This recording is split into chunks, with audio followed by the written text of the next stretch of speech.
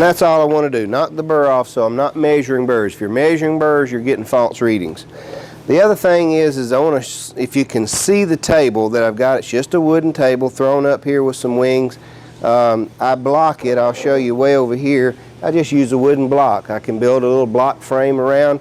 My blade will just guide right around there, and I just throw a block frame in there for whatever size band I'm going to use, and that makes it real easy to slide the blade around. You can concoct up different things. This is just something I kind of threw together that real quick so that we could run this show for you. Alright, I'm going to set a blade. I want you to kind of watch, tune in on the dial indicator. I'm going to first find 0 on a straight tooth. I'm going to do this per side on every side because of the curvature of the blade. I want to find the straight tooth. I want to know what that is, and that's what I want to work from. So now that I've got a straight tooth, I'm going to bring my indexer over. I see that I've got 22 thousandths on that tooth. I'm going to go all the way forward. I went to 24. Now my goal, I'm going to set this 1.5 inch blade. I'm going to set it to about 25. So there's 25. Click, click, click, 3 clicks, push forward, I bottom out, there's 25, there's 25,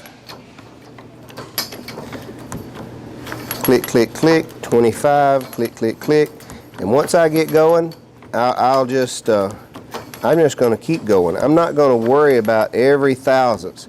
You may see that go to 4 thousandths below, you may see it go 2 thousandths or 3 thousandths above. It's just not going to matter that much. The main thing is we are trying to clear the blade. A perfection in set does not make a smoother cut necessarily. I will agree that if a tooth is set way out wild, then you might get something that would streak your wood. But most streaks are caused as a twist in the blade or a weld joint that is not exactly correct. But you can see at the speed you can run this, and I'm not wasting any time. One thing I don't do is I don't diddle this thing. I don't diddle it a little bit, and try to find an exact number. When I get it set, I'm going to flow. And you can see the accuracy as you watch that dial indicator. Also pan in and watch how this function is working here. I'm already halfway around this blade. I'm not wasting any time with it. I'm just getting on with the program. You can hear that clicker clicking. 3 clicks and stop and go.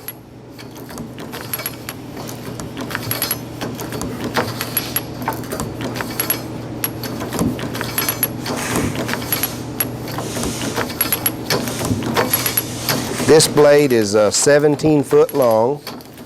If you were a mind to, you could time and just see how long it takes for me to go around half this blade. I'll stand up and invert it and show you how to invert the blade.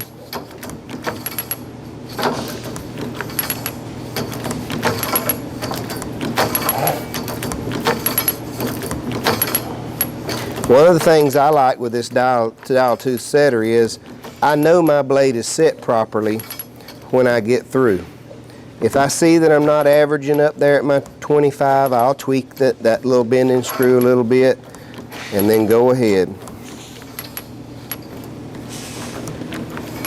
And back around. So you can see it didn't take me long at all. Now I'll stand up, take the blade out. I always start with the teeth toward me. I'll take this band and I'll roll it inward until the teeth go away. See that bottom flip out? Now I don't want, if I start with the teeth away and it flips in and hits my shins, I'm going to be screaming. And you'll look like you've been bit by a snake. But I always start with the teeth toward me.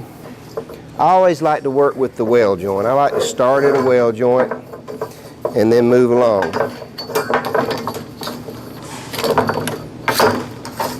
Alright, use my other indexer. I've already got those preset. I'm going to go to my straight tooth.